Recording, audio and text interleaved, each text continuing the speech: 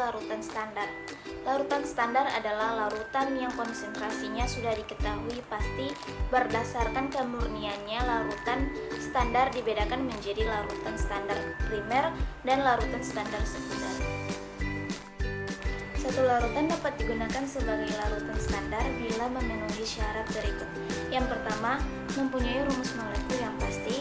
Yang kedua, tidak bersifat higroskopis dan mudah ditimbang.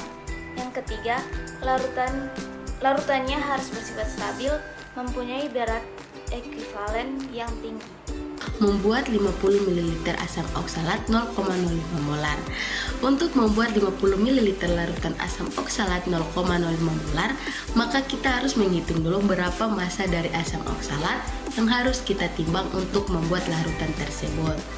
Nah, langkah pertama yang harus kita lakukan yaitu adalah menghitung MR dari kristal asam oksalat yang mau kita timbang, yaitu dengan menjumlahkan semua nilai AR dari asam oksalat. Maka diperoleh nilai MR-nya sebesar 126, atau kita bisa melihat nilai MR dari botol bahan yang mau kita timbang tersebut. Nah, perlu kita ingat bahwa kita akan membuat 50 ml asam oksalat 0,05 molar, berarti volumenya 50 ml dan molaritasnya adalah 0,05 molar. Nah, untuk menentukan massa yang harus kita timbang, kita harus menggunakan rumus M sama dengan gram per mr kali 1000 per volum. Kita harus masukkan nilai molaritasnya sebesar 0,05. Nah, kemudian mr-nya 126 dan volumenya 50. Maka dari itu kita memperoleh massa asam oksalat yang harus kita timbang adalah 0,135.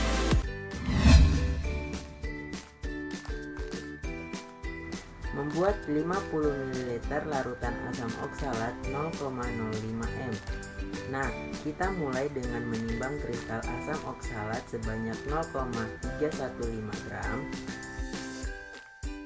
Kemudian, pindahkan kristal asam oksalat itu ke dalam beker gelas dan jangan lupa untuk membilas botol timbang yang tadi digunakan untuk menimbang.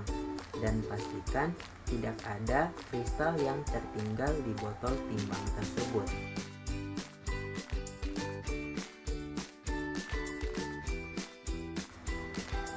Aduk kristal hingga larut.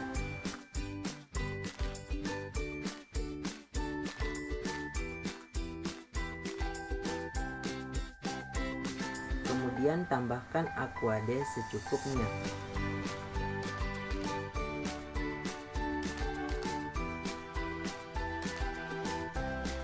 Kemudian kita tuang ke dalam labu ukur berukuran 5 ml dan jangan lupa gunakan pengaduk dan corong untuk menuang larutan ke dalam labu ukur supaya tidak terjadi ceceran bahan. Selanjutnya, bilas beker gelas dengan menggunakan aquades.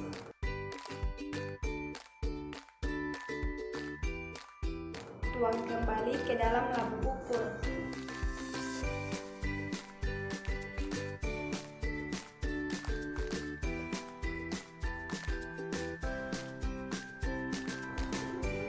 Bilas kembali untuk memastikan tidak ada larutan yang tersisa atau menempel di beker gelas.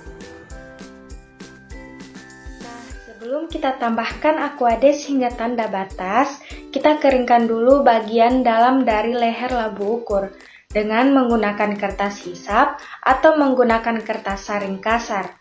Hal ini dilakukan supaya tidak ada tetesan yang tersedia di leher yang nantinya mempengaruhi volume jika nanti dia menetes sampai ke bawah.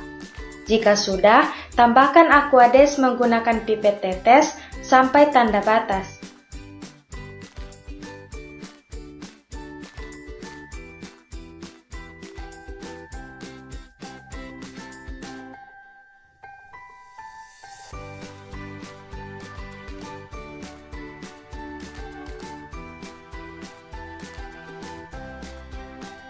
Kocok kira-kira 2-3 kali larutan dalam labu untuk memastikan bahwa larutan memungkinkan.